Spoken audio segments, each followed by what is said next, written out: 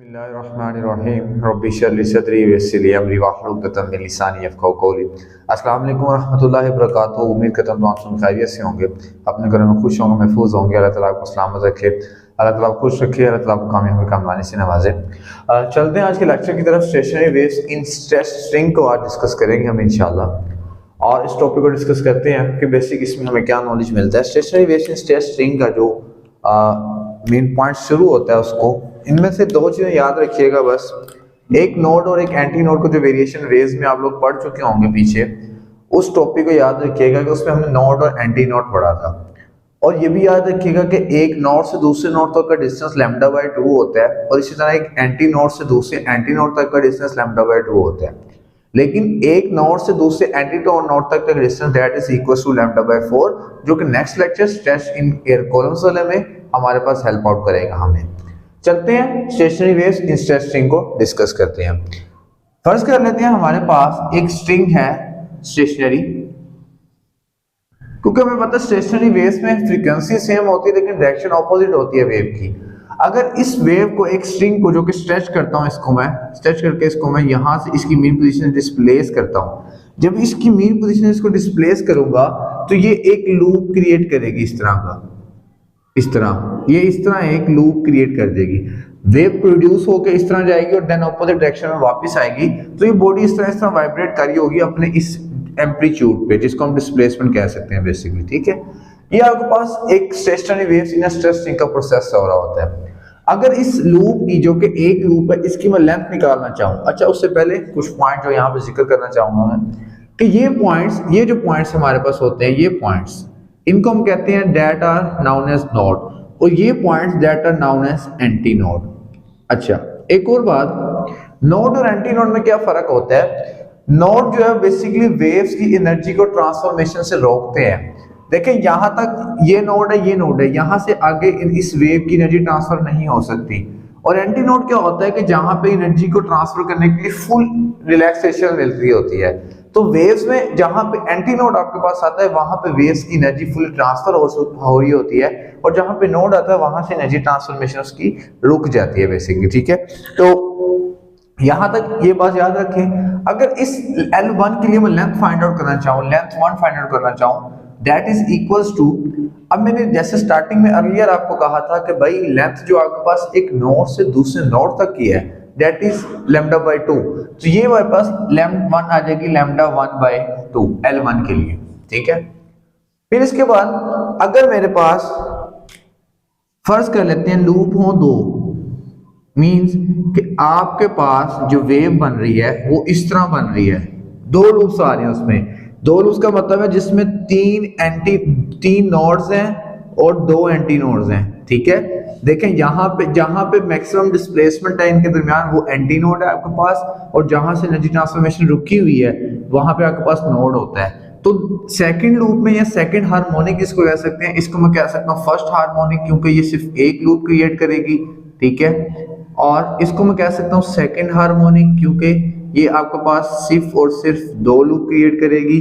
ठीक है, तो यहाँ पे तीन नोड्स हैं और दो एंटी नोड्स हैं। तो अगर एक नोड से दूसरे नोड तक का डिस्टेंस, इस नोड से इस नोड तक का डिस्टेंस देखूं, और अगर इस पूरे लूप की लेंथ फाइंड आउट करना चाहूं, तो that is equals to L2 is equals to, देखें एक नोड से दूसरे नोड तक का डिस्टेंस λ/2 प्लस फिर इस नोड से इस नोड तक का distance that is also is equals to λ2/2। तो ये आपके पास क्या आ जाएगा, λ2/4 आपके पास आ जाएगा L2। ठीक है, सॉरी λ2/4 कह रहा हूँ, 2λ2/2 आ जाएगा।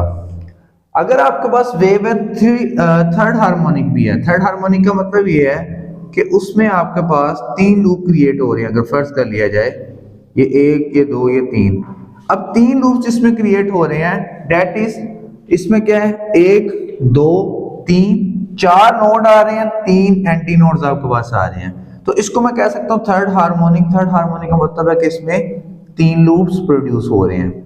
तो अगर थर्ड हार्मोनिक की लेंथ फाइंड करूं, L3 इज इक्वल्स टू, अब इस नोड से इस नोड तक का distance that is equals to λ3/2, फिर इस नोड से इस नोड तक का distance that is equals to λ3/2, और देन फिर इस नोड से इस नोड तक का डिस्टेंस लैम्डा 3/2। तो यहाँ पे अगर प्लस कर लें हम सारे डिस्टेंस को इसके, तो that is equal to lambda 2/2 plus lambda 2/2 plus lambda भाई प्लस है लैम्डा 3/2। ये 3 है क्योंकि वेवलेंथ हम 3 यूज कर रहे हैं, ठीक है। इनका सम अप करेंगे आपको इक्वेशन आ जाएगी 3 lambda 3/2 is equal to L of 3। अगर इस पैटर्न पे गौर किया जाए तो यहाँ पे मेरे पास आ रहा है लैम्डा 1/2, यहाँ पे लैम्डा 2/2, लैम्डा 3/2। लेकिन ये जो वेरिएशन है, ये वेरिएशन क्या दिखा रहा है, यहाँ पे अगर फर्स्ट कर लो सपोज 1 2 लैम्डा 3 के लिए 3, 4 के लिए 4, 5 के लिए 5, तो इसकी अगर जनरल इक्वेशन लैम्डा के लिए निकालना चाहूं तो जनरल इक्वेशन मेरे पास आएगी अप टू सोन, अगर इसको कर लिया जाए अप टू सोन n तक कर लिया जाए तो जनरल इक्वेशन आपके पास आएगी L n is equals to, यहाँ पे आपके पास आ जाएगा लैम्डा n/2 और n, ठीक है। कि ये देखिए आपके पास एक फॉर्मूला चल रहा है, अगर एक लूप था उसमें 1 लैम्डा 1/2 आ रहा है, सेकंड लूप है तो 2 लैम्डा 2/2 आ रहा है। ये पैटर्न सेम चल रहा है, चेंजिंग n फैक्टर में आ रही है। ये n आपके पास क्या हो सकता है, n हम लिख सकते हैं कि n will be 1 2 3 up to so on, n आपके पास हो सकता है जो भी वैल्यू होगी, ठीक है। और वही n की वैल्यू यहाँ पे आ जाएगी। तो किसी वेव के अंदर स्ट्रेस स्ट्रिंग के अंदर अगर आपने लेंथ को फाइंड आउट करना है तो उसका जनरल फार्मूला आपके पास ये आता है। और अगर इसी फॉर्मूले से मुझे निकालना है लैम्डा n, तो उसके लिए भी आपके पास क्या फॉर्मूला निकलेगा, तो लैम्डा n आपके पास आएगा इक्वल्स टू 2L/n। ये जनरल इक्वेशन स्ट्रेस स्ट्रिंग के लैम्डा को फाइंड आउट करने के लिए।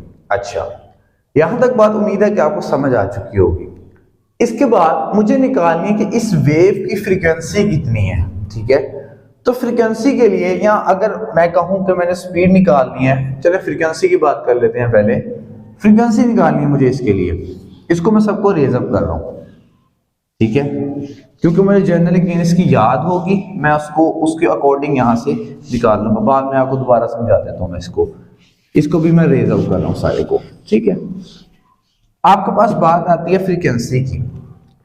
अगर स्पीड ऑफ साउंड हो आपके पास v is equal to f lambda, आपके पास इक्वेशन यूज की जाती है स्पीड ऑफ साउंड को फाइंड आउट करने के लिए। और अगर यहां से फ्रीक्वेंसी की जनरल इक्वेशन निकालना चाहूं तो that will be equal to v over lambda.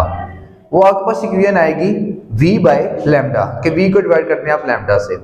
अभी हमने एक इक्वेशन निकाली दैट इज इक्वल टू, हमने लिखा कि L1 is equal to lambda 1/2, L2 is equal to 2 lambda 2/2, L3 is equal to 3 lambda 3/2।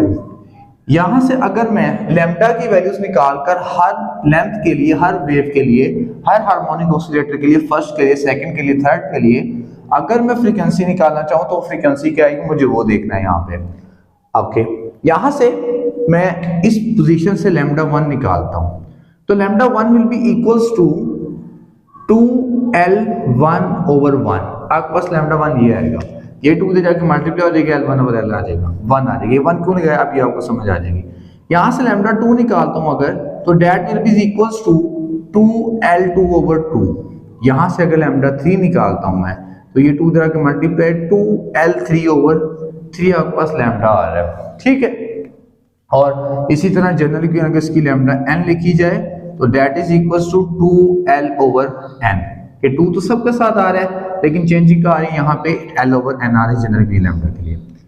अब फर्स्ट हार्मोनिक के लिए अगर मैं इक्वेशन फाइंड आउट करूं F1 V1 lambda 1, first harmonic के लिए अगर निकालूं फ्रीक्वेंसी, तो F1 आपके पास क्या आ जाएगा V1 डिवाइडेड बाय लैम्डा 1, क्या आपके पास दैट इज 2L1। ये आपके पास आ गया F1 is equals to V1 over 2L1। अगर F2 के लिए फाइंड आउट करूं, F2 आपके पास आता है V2 ओवर लैम्डा 2। V2 ऐसे से आने दे, लैम्डा 2 यहां से हमने फाइंड आउट किया that is 2L2 over 2, 2L2 over 2, तो ये आपके पास आ जाएगा 2V2 over 2L of 2, F2 आ जाएगा। इस पैटर्न को बस गौर से देखिएगा कि हमारे पास यहाँ पे एक बड़ा ही सिंसियर सा एक कॉमन सी चीज फाइंड आउट होने वाली है, ये 2 आ जाएगा आपके पास यहाँ पे। अगर F3 फाइंड आउट करता हूं मैं फ्रीक्वेंसी थर्ड हार्मोनिक के लिए, तो that is equal to V2 over lambda 3। Lambda 3 आपने निकाला 2L3/3. So that will be equals to 3VT/2L of 3 V3 sorry, ये भी V3 क्योंकि थर्ड के लिए निकाल रहे हैं, ये 2 के लिए सारा। ये F3 आ गया आपके पास। इसमें भी पैटर्न को अगर फॉलो करें देखा जाए तो यहाँ पे V1/2L, सेकंड के लिए 2VT/2L, थर्ड के लिए 3V3/2L3, ठीक है। मतलब अगर 4 निकालूंगा दैट इज 4V4/2L3। ये पैटर्न सेम चल रहा है, जस्ट चेंज क्या हो रहा है, ये फैक्टर चेंज हो रहा है। अगर इस फैक्टर को अप टू ऑन Fn तक ले लिया जाए तो ये फैक्टर आपके पास पहुंच जाएगा n टाइम्स तक, ठीक है। और ये आपके पास एक जनरल फार्मूला आ जाएगा V/2L, क्योंकि सब में क्या जा रहा है, कॉमन जा रहा है, सेम जा रहा है। NV/2L आपके पास आ जाएगा जनरल फार्मूला इसका। अब ये देखें कि V/2L हमारे पास किसकी फ्रीक्वेंसी थी, इससे आप ये चीज माइंड में छोड़ दें कि हमारे पास V1 था, V2 था, किसके फ्रीक्वेंसी 1 की जो फ्रीक्वेंसी थी that will be equals to V1/2L। तो अगर इसकी जगह मैं लिख दूं Fn is equals to NF1, तो क्या ये गलत होगा? ये बिल्कुल भी गलत नहीं होगा। आपके पास ये एक जनरल फार्मूला है, अगर n नंबर ऑफ टर्म्स आपके पास वेव्स हो तो उनकी फ्रीक्वेंसीज को कैसे फाइंड आउट किया जाता है। तो ये स्टेशनरी वेव्स इस टेस्टिंग में हमने फ्रीक्वेंसी को भी फाइंड आउट कर लिया। तो ये उसकी जनरल इक्वेशन आई फ्रीक्वेंसी के लिए, और रिसेंटली भी मैंने लैम्डा और लेंथ के लिए भी फाइंड आउट की थी ये भी। तो होपफुली आपको ये लेक्चर समझ आया होगा। अगर ये समझ आया तो इसको लाइक करें, शेयर करें, सब्सक्राइब करें। मिलते हैं इंशाल्लाह नेक्स्ट वीडियो में, तब तक अपना ख्याल रखिएगा। अल्लाह ने के बाद।